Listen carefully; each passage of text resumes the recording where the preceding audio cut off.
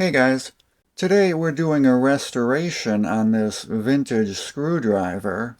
I picked this up at the flea market a while back. It's interesting because it has an aluminum handle. I suspect that this was homemade, likely as part of a high school metal shop project. There's no maker's mark on it anywhere. I did find a 307 on the face of the handle. Don't know if that means anything. The handle is octagonal. It has 8 sides, while the shank is hexagonal. Here I'll show you just the tip. I don't really like the tip on this. They did a poor job of grinding it. It seems like it's a little bit too thick, too. We'll see about fixing that later. First, I want to get that rust off of the shank. I'll use the wire wheel for that. I put some tape around the handle so I don't scratch up the aluminum with the wire wheel. The rust on this was pretty light. It came off pretty easily. That's looking much better. Now let's see what we can do with that handle. At first I tried hitting it with the steel wool. That cleaned off the oxidation, but it didn't shine it up too much. Here's what it looked like after the steel wool. Little bit better. With it cleaned up, I noticed a tiny hole at the end. I'm guessing this is where they chucked it up in a lathe to turn the handle. Let's see if we can get this polished up now. Here I'm at the buffer. I'm using the brown polishing compound. I started out with the loose wheel and ended up switching to the sewn one. The end where they turned it down close to the shank came out really shiny. The flats, not so much. There's a ton of sanding or filing marks on the flats.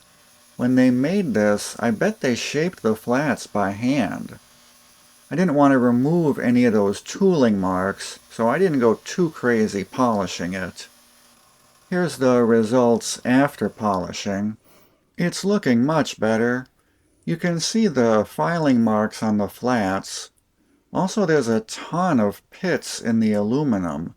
I wonder if they cast the handle themselves out of scrap aluminum. I know when I was in high school we had an aluminum casting setup in the shop. Unfortunately, I never got to use it. Now that the handle's done, we can focus on just the tip. First, I'm going to square it off a little bit on the grinder. Then I'll take it over to the band sander, and I'll attempt to reshape the tip and smooth out the taper on the flats. I am dipping the tip in water each time I remove it from the sander. I don't know that it matters, since this is homemade. Who knows what kind of heat treatment, if any, was done on the tip. That's looking closer to an actual screwdriver blade now.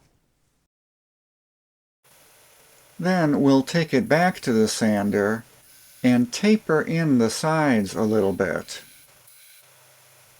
That's what a screwdriver tip should look like. So we're almost done. Next, I want to hit the corners with the whetstone to knock the sharp edges down. Just want to round the edges over a bit so I don't cut myself on them later. Alright, so that's it. Here is our final product. It still looks homemade, which I think it is, but it cleaned up pretty good. Yeah, a long time ago, when schools still had shop classes, you could make stuff like this in class. That was already fading away when I was in school. Let me know in the comments if you were lucky enough to be able to make something like this in school. I was lucky enough to have a small engine class. They got rid of that shortly after I graduated. Wish we could bring some of that stuff back. Anyway, I think this is a pretty cool tool. I'm probably not going to use it, but I'll hang it up with my other screwdrivers. Thanks everyone for watching. Be sure to check out my channel for more tool restoration videos. See you later. Bye.